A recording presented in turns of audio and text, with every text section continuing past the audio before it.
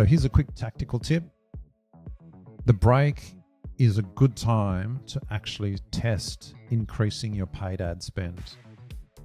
I'm really interested to see what it's going to be like this year, Ian, because most years everyone pauses their marketing ad spend over the break, especially in B2B, maybe obviously not in consumer. But we get really cheap clicks for a lot of our B2B clients over the break. I wonder if it'll be the same this year. Anyway, we're going to double ad spend as usual. The call to action there, test and measure.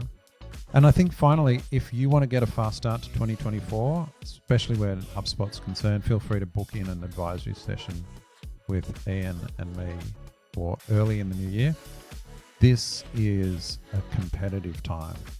So why do I mention all of this? I think most listeners will be aware of this. I think this is the decision you need to make.